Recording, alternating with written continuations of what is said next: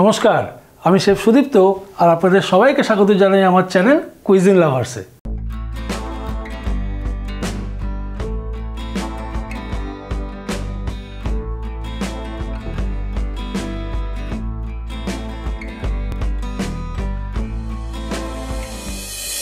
আজকের যুগে আমাদের সকলের হাতে কিন্তু সময় ভীষণ কম।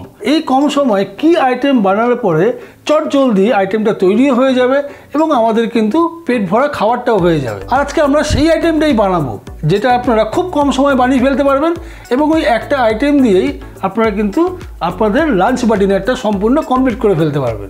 আইটেমটা হলো পাট পাতার বড়া।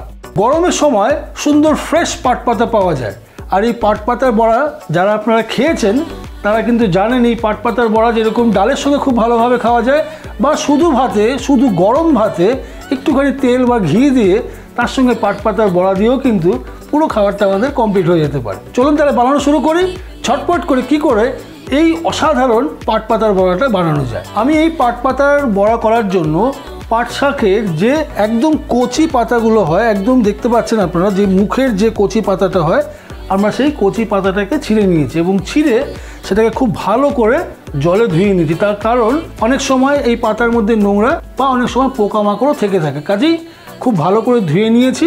আর ধুয়ে নিয়ে আমরা এটাকে জল থেকে তুলে নেব।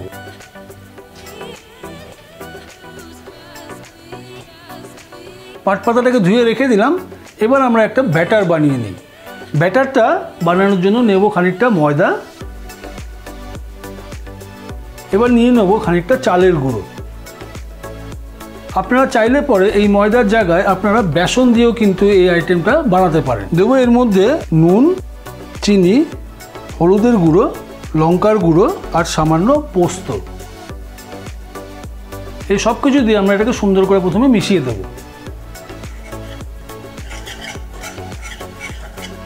আর এর মধ্যে এবার আমরা অল্প অল্প করে দিয়ে দেবো খানিকটা জল।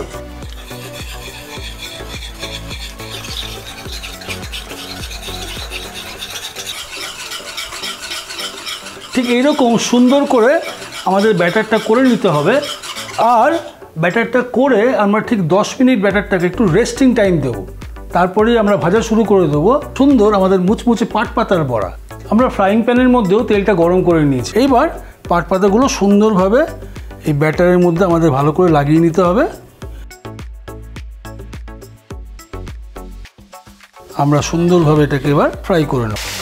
ঠিক এইভাবে আমি সুন্দর করে প্রত্যেকটা পাট পাতার বড়াকে তৈরি করে নেব।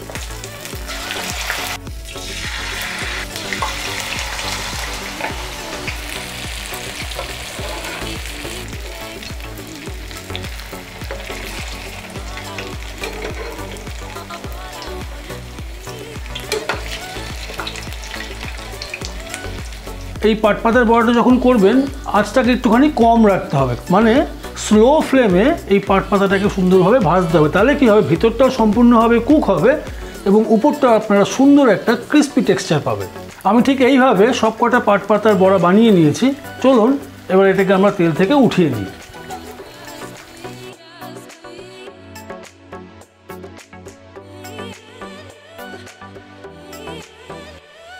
আমাদের ভাজা হয়ে গেল মুচমুচে এবং ভীষণ লোভনীয় পাট পাতার বড়া। চলুন এবার এটাকে সুন্দর করে পরিবেশন করে দিই।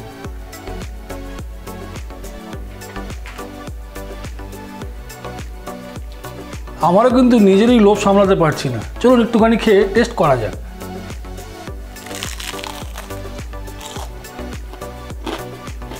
যেমন মুচমুচে তেমন সুন্দর হয়েছে খেতে। গরম ভাত হলে পরে তার কথাই নেই।